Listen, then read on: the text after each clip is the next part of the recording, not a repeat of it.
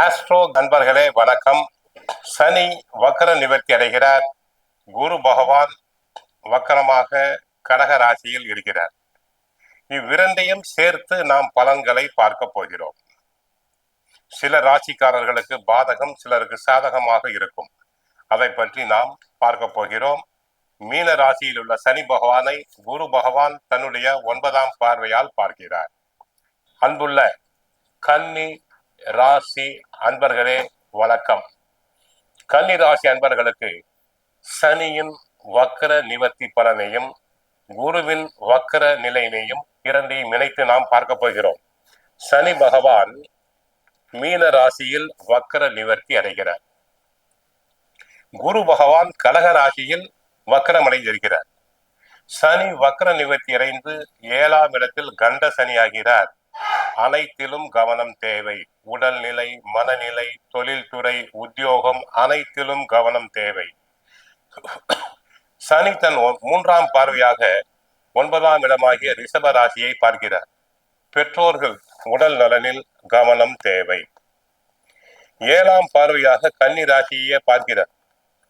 ஜென்ம ராசியை பார்ப்பதால் அடிக்கடி மனதில் அசதி, சோர்வு, டென்ஷன் வந்து விலகும். அடுத்து 10ஆம் பார்வையாக 4ஆம் இடமாகிய தனுசு ராசியை பார்க்கிறார். சுகஸ்தானத்தை பார்ப்பதால் சுகவீனம் உண்டாகும். மருத்துவ செலவுகள் இருக்கும். மருத்துவ செலவுகளினால் அடிக்கடி டென்ஷன் ஆவீர்கள்.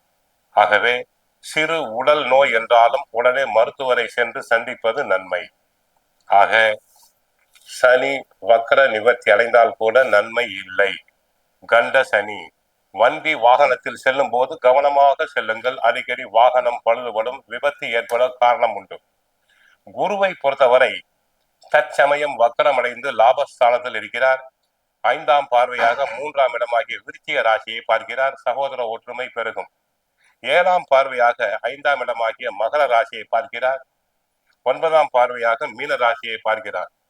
கண்டசனியாக இருந்தால் கூட குருவினுடைய 9ஆம் பார்வை சனிக்கு ஏற்படுவதால் சற்று நன்மை அபிவிருத்தி. உடல் ஆரோக்கியத்தில் சற்று கவனம் தேவை. நீண்ட நாள் மருத்துவ சிகிச்சையில் உள்ளவர்கள் கவனமாக இருங்கள். பணம் செலவாகும், அலைச்சல் உண்டாகும், டென்ஷன் உண்டாகும்.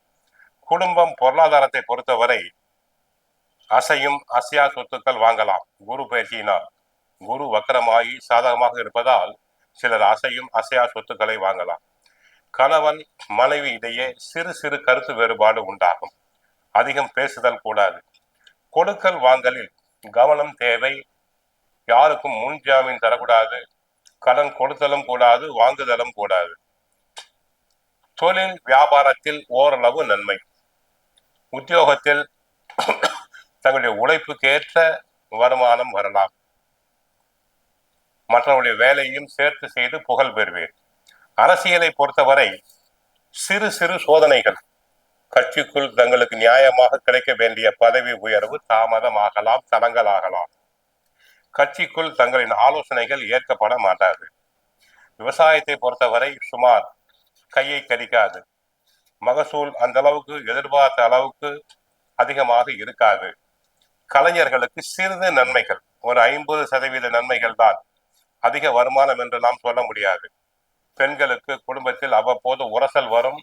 நினைத்த காரியம் நிறைவேறும். ஆடம்பரம் தவிர்த்தல் வேண்டும். மாணவர்களுக்கு படிப்பில் கவனம் தேவை. கெட்ட சகவாசம் கூடாது.